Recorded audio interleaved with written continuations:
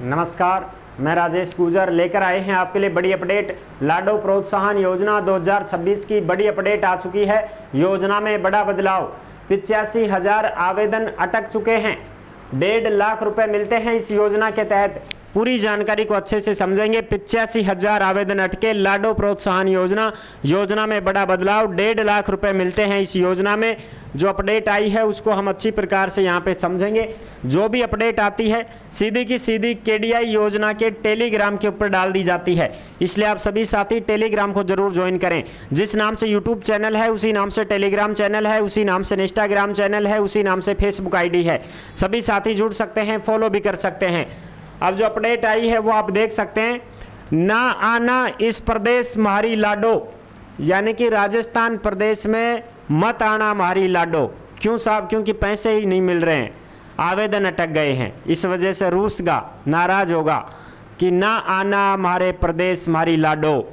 लाडो योजना में 85,445 आवेदन अटके, 86% तो स्कूल स्तर पर ही अटक गए हैं। क्योंकि स्कूल स्तर पर भी तो होता है ना काम, शाला दर्पण पोर्टल के माध्यम से, तो वहाँ पे भी अटक गया मामला।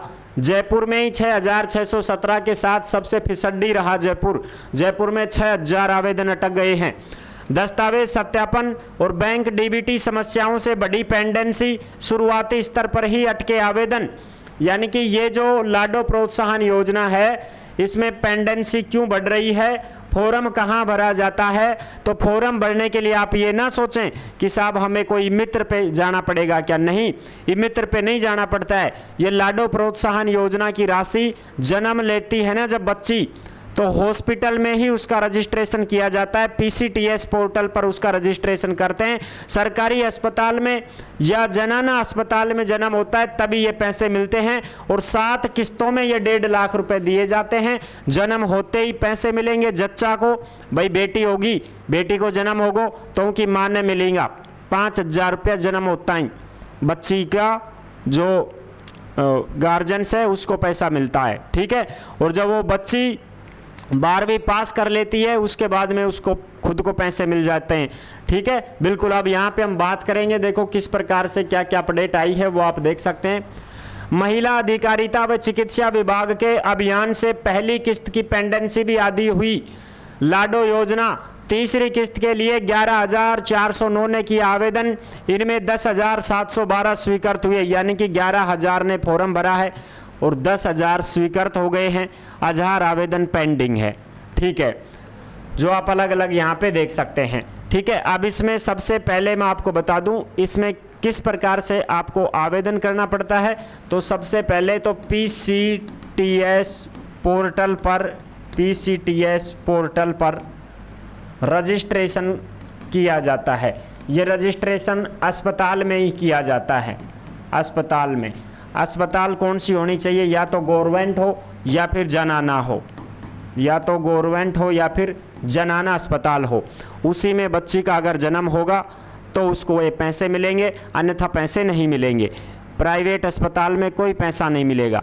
प्राइवेट अस्पताल में डिलीवरी होती है तो कोई पैसा नहीं मिलेगा। गवर्नमेंट अस्पताल या जनाना अस्पताल में अगर बेटी का जन्म होता है तो ये पैसे मिल जाते हैं। 7 किस्तों में ये पैसे मिलते हैं। सबसे पहले बेटी का जन्म हो गया, जन्म होते ही 5,000 रुपये मिलेंगे। फिर वो बेटी 1 साल की हो जाएगी तब टीका उका लगवाने जाओगे, फिर 5,000 मिल जाएंगे। फिर पहली कक्षा में उसका एडमिशन होगा। एडमिशन चाहे सरकारी स्कूल में कराओ चाहे प्राइवेट में पढ़ाओ। पहली में एडमिशन होते ही 10,000, छठी में एडमिशन होते ही 15,000, 10वीं में एडमिशन होते ही 20,000, 12वीं में एडमिशन होते ही 25,000, और जब वो 21 साल की हो जाएगी तो उसको 70,000 रुपये मिलेंगे। इस प्रकार से 7 किस्तों में उसको 1.5 लाख रुपए मिलते हैं, जो आप अच्छी प्रकार से समझ गए हैं। लाडो प्रोत्साहन योजना में बदलाव भी कर दिया। तीसरी से छठी किस्त के लिए नया फॉर्म नहीं भरना पड़ेगा, यानी कि एक बार ही आपको फॉर्म भरना है, उसके बाद में फिर दोबारा फॉर्म भरने की ज़रूरत नहीं है। इसका भी आप ध्यान रखेंगे। 1 जुलाई से शाला दर्पण पोर्टल पर प्रभावी हो जाएगा, ये नया नियम है, वो आप देख सकते हैं। योजना में तीसरी और उसके आगे की किस्तों का लाभ लेने के लिए बच्चों की संख्या की सीमा का कोई बंधन नहीं रहेगा। तीसरी से छठी किस्त के लिए माता पिता को नया फॉर्म नहीं भरना होगा। जन्म के समय जो PCTS पोर्टल पर ID मिली है उसी से ट्रैक हो जाएगा, ठीक है। जन आधार कार्ड के जरिए Jan Aadhaar card bank passbook की कॉपी स्कूल में जमा करानी होगी। जन आधार कार्ड की फोटोकॉपी और बैंक पासबुक की फोटोकॉपी आपको स्कूल में जमा करवानी है। पीसीटीएस पोर्टल पर सरकारी अस्पताल में जो नर्स होती हैं वो रजिस्ट्रेशन कर देंगी और आपको एक नंबर दे देंगी, वो नंबर आपको सही रखना है, ठीक है, राग जो नंबरान है, फिर उनसे ही स्कूल में ज़रूरत पड़ेगी तो पैसा मिलेगा। ठीक है, तो ये है बड़ी अपडेट जो मैंने आपको अच्छी प्रकार से समझा दी है। जो साथी भर्तियों की जानकारी पाना चाहते हैं वो केडीआई रोजगार की यूट्यूब चैनल से जुड़ सकते हैं। यहाँ पे भर्तियों की जानकारी और अपडेट दी जाती है। नेक्स्ट वीडियो में मिलेंगे नई अपडेट के साथ। धन्यवाद।